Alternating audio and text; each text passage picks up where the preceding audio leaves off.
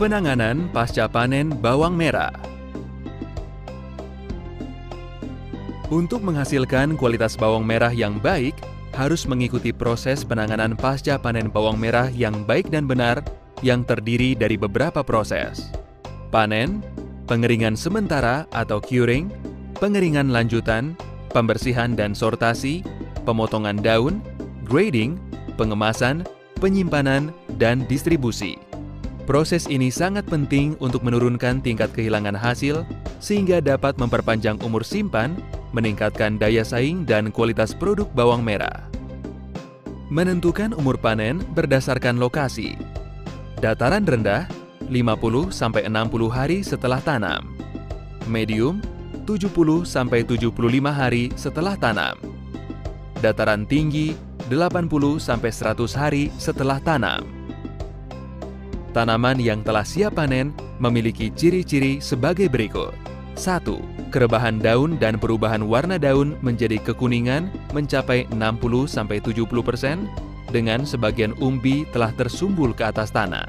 2. Umbi lapis penuh berisi dan sudah terjadi perubahan warna keunguan pada umbi serta timbul bau bawang yang khas. Panen dilakukan pada kondisi cuaca cerah dan sesuai dengan standar umum panen. Untuk tanah yang keras, basahi tanah 1-2 hari sebelumnya untuk menghindari luka dan umbi tertinggal serta memudahkan pencabutan. Cara panen. 1. Panen dilakukan serentak di seluruh petak dengan umur tanaman yang sama. 2. Cabut seluruh tanaman dengan tangan. Kemudian, setiap kepal daun diikat dengan tali bambu sepertiga bagian atasnya. Besarnya ikatan segenggam tangan sekitar 1 kg. Lakukan dengan hati-hati agar memperoleh kualitas bawang yang baik. 3. Umbi yang tidak tercabut dilakukan pencukilan secara hati-hati dengan menggunakan alat cetok dan dikumpulkan untuk curing terpisah. 4. Pastikan hasil panen terlindung dari sinar matahari dengan menaruh di bawah naungan atau tenda. Pengeringan awal. 1. Proses curing atau pemulihan umbi berfungsi untuk menutup luka yang terjadi pada saat panen dan dilakukan sampai daun layu sekitar 2 hari. 2. Letakkan umbi di alas terpal untuk siang hari dengan sinar matahari yang cukup. Kemudian ditata secara teratur dan tidak bertumpuk. Daun menghadap ke atas agar daun cepat layu dan tanah yang menempel cepat kering. 3. Lakukan pembalikan ikatan agar bagian dalam daun terkena sinar matahari dan posisi umbi tetap tertutup daun. Lakukan penataan ulang untuk merapikan posisi umbi dalam penjemuran sampai kondisi mengering. 4. Gabungkan 2 ikatan menjadi 1 ikatan.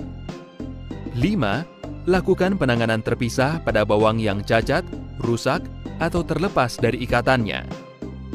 6. Tutup terpal pada malam hari untuk mengurangi penguapan air dan melindungi dari hujan. Diberi ruang antara bawang dan terpal sehingga terpal tidak langsung mengenai bawang. Pengeringan lanjutan. Pengeringan lanjutan berfungsi untuk menurunkan kadar air umbi pada lapisan luar agar umur simpannya lebih panjang. Pengeringan lanjutan untuk konsumsi dianggap cukup apabila kulit paling luar umbi sudah mengelupas dan bunyi mengeresek atau susut sekitar 15-20%. Dilakukan setelah sekitar 7-8 hari setelah curing. Pengeringan untuk bibit membutuhkan 12-15 hari sampai warna umbi merah cerah dan melekat pada umbinya atau menyusut 17-22%. Penggedengan 4 ikatan roji yang dijadikan satu agar keringnya merata, dilakukan penjemuran dengan membalik umbi setiap 3 jam setiap hari apabila hari panas. Kemudian, susun bawang yang telah kering ke dalam keranjang plastik untuk memudahkan proses pengangkutan ke tahap selanjutnya. Pembersihan. Setelah pengeringan, kumpulkan semua hasil panen di bangsal pasca panen. Bangsal pasca panen harus dekat dengan lahan produksi. Lakukan pembersihan dengan menggunakan sarung tangan terhadap hasil panen agar kualitasnya lebih bersih dan lebih baik dengan cara memotong daun kering di atas leher umbi. Kemudian potong akarnya dan bersihkan umbi dari kulit kering dan kotoran yang menempel. Pisahkan produk yang cacat agar yang lain tidak terkena mikroba pembusuk. Letakkan hasil yang telah dibersihkan ke dalam keranjang untuk mendapatkan kualitas yang baik. Sortasi dan grading dilakukan berdasarkan keseragaman bentuk, kebersihan, kepadatan, bebas penyakit dan kerusakan, serta ukuran berat, panjang, diameter. Penggolongan terbagi ke dalam beberapa mutu sesuai kebutuhan pasar, yaitu mutu 1, diameter siung 3-4 cm. Mutu 2, diameter siung 2-3 cm. Mutu 3, diameter siung kurang dari 2 cm. Penyimpanan. Pengeringan dan penyimpanan ditempatkan di para-para gudang yang telah didesain sesuai dengan standar penyimpanan dan pengeringan atau in-store drying. Gudang dan para-para harus dalam kondisi bersih dan kering untuk mengurangi resiko pembusukan. Dalam gudang, bawang merah disimpan dan disusun pada para-para tidak lebih dari 6 tingkat.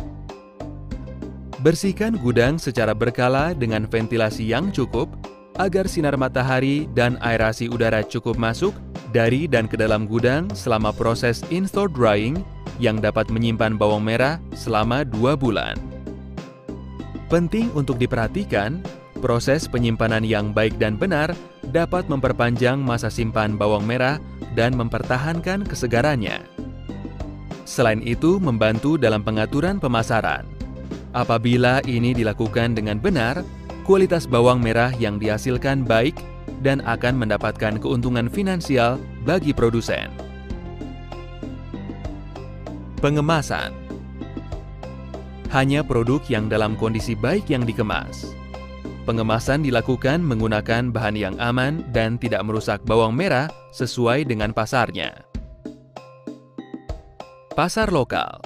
Menggunakan karung atau jaring plastik yang berlubang-lubang atau keranjang plastik atau bambu dengan kapasitas 25-30 kg. Pasar swalayan. Menggunakan tray dan ditutup plastik wrapping atau kemasan dengan plastik transparan yang dilubangi dengan berat 0,25-0,5 kg. Restoran atau rumah. Dikemas dengan kantong atau jaring plastik yang berlubang-lubang ukuran 5 kg. Luar daerah. Dikemas menggunakan kardus yang sudah dilubangi untuk ventilasi udara. Ekspor. Dikemas dengan kardus khusus dari eksportir, lengkap dengan nama dagang dan tanggal panen. Kardus diberi lubang kecil dengan ukuran kardus untuk kapasitas 15-20 kg. Distribusi. Beberapa hal yang harus diperhatikan ketika melakukan proses pengangkutan, yaitu 1. Karakteristik produk yang diangkut. 2. Alat dan sarana pengangkutan. 3. Lamanya perjalanan pengangkutan. 4. Tumpukan selama pengangkutan. 5. Kondisi jalan selama pengangkutan. 6. Tempat tujuan pengangkutan. Dengan melaksanakan penanganan pasca panen dengan baik dan benar, kita dapat menekan kehilangan hasil dari 25-40% menjadi seminimal mungkin, serta dapat memenuhi permintaan konsumen akan produk sehat dan bermutu. Dengan meningkatkan kualitas produk, maka kita bisa memiliki produk dengan daya saing yang tinggi di pasaran dan memberikan keuntungan finansial yang lebih baik. Saatnya melaksanakan pasca panen dengan baik dan benar.